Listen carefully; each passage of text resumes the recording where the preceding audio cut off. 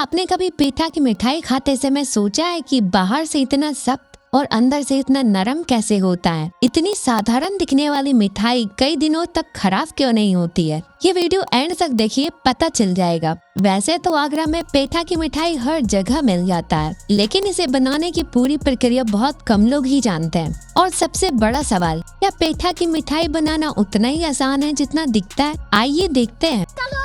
दरअसल पेठा बनाया जाता है कुम्हारा, जिसे सफेद कद्दू यानी पेठा कहा जाता है और इंग्लिश में एसगार्ड भी कहते हैं। तो फिर सवाल है कि पेठा ही क्यों, दूसरा कोई फल क्यों नहीं? वो इसलिए क्योंकि सफेद कद्दू में पानी की मात्रा बहुत ज्यादा होती है और उसका स्वाद भी न्यूट्रल होता है, जिससे वो चाशनी को अंदर तक सोख सकता है, वो भी बिना टूटे। तो चलिए चलते हैं स्टेप पर। स्टेप नंबर 1, छीलना और काटना। सबसे पहले सफेद कद्दू यानी पेठा को छीला जाता है।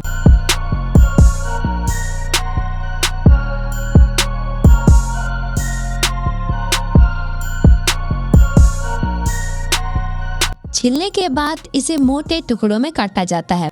आप सोचेंगे मोटे टुकड़े ही क्यों? वो इसीलिए क्योंकि पतले टुकड़े उबालने में गल जाते हैं, मोटे टुकड़े ही पेठा बन पाते हैं। स्टेप 2, टुकड़ों में छेद करना। काटे गए टुकड़ों में काउंटलेस छेद किए जाते हैं, यानी कि पेठा की गुदाई की जाती है, जिससे पेठा हार्ड से गूदा बन जाए, ताकि इस गूदे में चाशनी अंदर तक जाए। छेद करने से एक फायदा यह भी होता है कि इसमें जितने भी बीज होते हैं वे सारे निकल जाते हैं। स्टेप नंबर 3, चूने के पानी में भिगोना।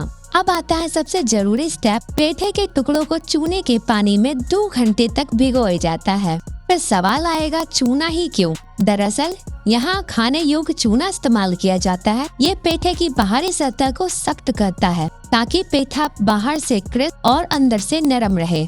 ये स्टेप छोड़ दिया तो पेठा की मिठाई नहीं, मीठी सब्जी बन जाएगी। फिर इन्हें छोटे पीसेस में काटा जाएगा। अब इन्हें अच्छे से बड़े कढ़ाई में डालकर धोया जाएगा। चलिए आगे देखते हैं। स्टेप नंबर 3, उबालना। अब चूने के पानी से पेठा के टुकड़ों को निकालने के बाद टुकड़ों को उबाला जाता है। इससे कच्ची गंध निकलती है। लगभग 1 घंटे तक उबाला जाता है।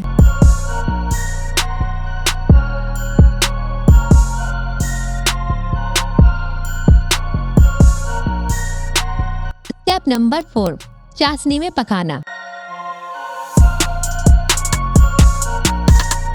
अब उबले टुकड़े को गाढ़ी चाशनी में डाला जाता है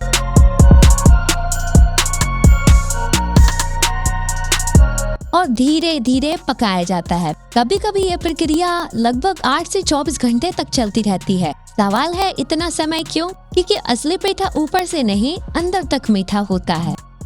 सुखाना और फ्लेवर देना। आखिर में पेठे को हल्का सुखाया जाता है और कुछ जगह गुलाब, केसर या पान का स्वाद भी दिया जाता है। ज्यादातर इसमें केवड़ा एसेंस को मिलाया जाता है, जिससे इसका स्वाद डबल हो जाता है।